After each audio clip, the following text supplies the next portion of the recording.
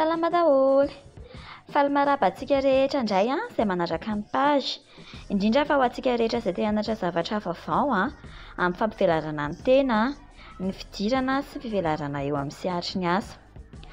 Androany sika dia manana vahiny. Tsy izany fa i Ranto Andrianarison. Ranto dia Tale Mpanatanteraky ny fikambanana Youth First. Ny fikambanana Youth First dia fikambanana izay misehatra eo amin'ny fampandrosoana ny tanora. Apetraka etsy amin'ny description ny lien izay ahafahantsika mijery ny zavatra ataon'ny Youth First izay tena mahaliana dia manasa antsika naraka ny page ny Youth First hijerevantsika zavatra mahaliana be dia be ho an'ny tanora, indrindra ireo opportunité be dia be koa ahafahantsika mivelatra.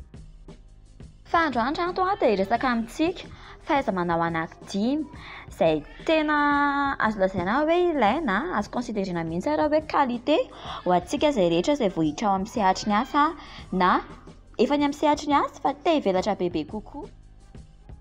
Andahoana ho resahantsika hoe ino ireo fahaiza-manao anankidimy ireo, inona mahatonga azy ireo tena manan-danja, aizana fa antsika hianatra an'ireo fahaiza-manao ireo, ahoana ny ahafahana mba mampitombo sy manatsara an'ireo fahaiza-manao ary inona ny hafatra tiany Ranto omena ny tanora na izay efa ny amin'ny sehatry ny asa mba hampitombotombo kokoa ny fahaiza-manao.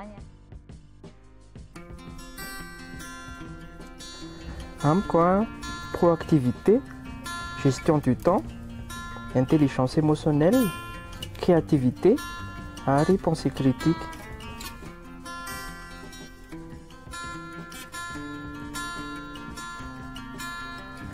Proactivité satria ao anatin'ny fiasana anankiray samy manana ny andraikiny tsirairay. Ny olona proactif dia mahafantatra tsara ny andraikitra sahany amin'ny toeram-piasany. Fantany tsara fa izy ny tompony andraikitra voalohany amin'ny fampitana tsara ny asany sy ny andraikitra izay nomena azy. Mahay mandray fanapa-kevitra amin'ny zavatra tokony ataony mba hanatra tsara. Faharoa, gestion du temps na fifehezana ny fotoana. Satria ny fotoana no anisan'ny akora tena ho ampiasainao izay rehetra ho ataonao. Ny fahaizana mifeheza ny fotoana izany no anisan'ny fahaiza-manao miantoka ny fandehana ny asa. Rehefa hainao mifehy ny fotoana, mamita ny asanao anatin'ny fe-potoana tokony hamitanao azy, manara-maso ny fandehana ny asa dia mirindra tsara izany. Ny fanajoanao izany fotoana izany ihany koa dia mampitombo ny fitokisan'ny mpiara-miasa aminao sy manatsara ny fomba fiasanao. Fahatelo, intelligence émotionnelle na fahaizana mandanjalanja sy mifehy ny fihetseham-po. Anisan'ny fahaiza-manao tena ilaina eo amin'ny sehatry ny asa. Ny olona mahay mifehy ny fihetseham-po tsy mora tezitra anakivy, matanjatsaina, mahalala ny fihetsika tokony atao arakaraka izay sy eo misy, mandray fanapa-kevitra voadinika tsara fa tsy miankina amin'ny fihetseham-po. Tena anampy anao izany. Ahafahanao mampidina ny stress sy miatrika ireo situation mety hitranga rehetra. Fahaefatra, créativité na fahaizana mamorona. Saina tia karokaroka tsy miandry tolorana. Ny olona créatif dia mahay mamorona sy mampiatra ilay ny foroniny. Anisan'ny mampivelatra tokoa eo amin'ny tontolon'ny asa ny fahaizana mamorona satria ahafahanao mitady vahaolana hatrany amin'izay sedra mety hatrehanao hanandratrarana ny tanjonao. Fahadimy farany, pensée critique na fijery mitsikely.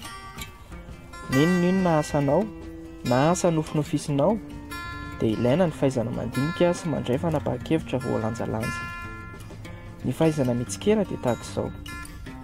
Na ianao miasa birao na tsy, eny na olon-tsotra karaha sendra mandalo olana ohatra dia mahay manadiady ny fototry ny olana ary afaka mamoaka vahaolana mifandraika amin'izany.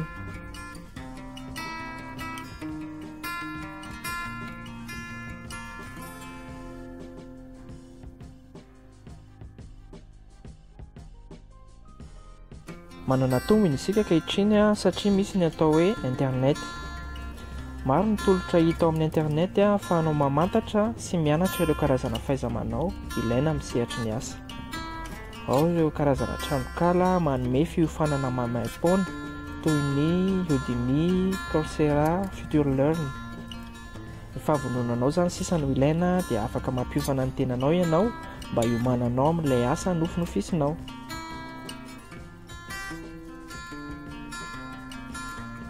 Rehefa namafisana ireo fahaiza-manao anananao na irinao ananana dia tsy misy afa-tsy ny fampiarana azy. Izany fampiarana izany ihany koa dia afaka entinao manapirofo ny fanananao ireo fahaiza-manao ireo. Na amin'ny andavanandrom-piainanao ary dia afaka atao tsara izany fa tsy voatery any ampiasana ihany. Tena tsara ihany koa ny miditra vondrona na fikambanana na mandray andraikitra amin'izay sehatra misy anao, ianaranao sy hainanao ireo tranga rehetra mety iseho rehefa tonga eny amin'ny tontolo miasa ianao. Amin'izay fotoana izay ianao efa vonona sy mahay ny tokony atao satria efa niainanao ilay tranga. Avatra farany, karoa ilay asa tena tianao. Rehefa tena tianao ny asanao vitanao foana ny miezaka sy mikaroka izay ilainao mba mivelatra anao. Mankasitraka be da be andrantsika saran'ireo fahaiza-manao anankidimy ireo sy ny tapatapata amintsika nandritra n'ity vidéo ity dia mino izay fa nianatra zavatra vaovao ianareo androany. Dia aza misalasala, misara ho any namana, misampaonina amin'ny page, indrindra manaraka ny page tsy tapaka fa hisy vidéo vaovao izay mikasika ny développement personnel sy développement professionnel ary opportunité be da be ho antsika rehetra. Mankasitraka.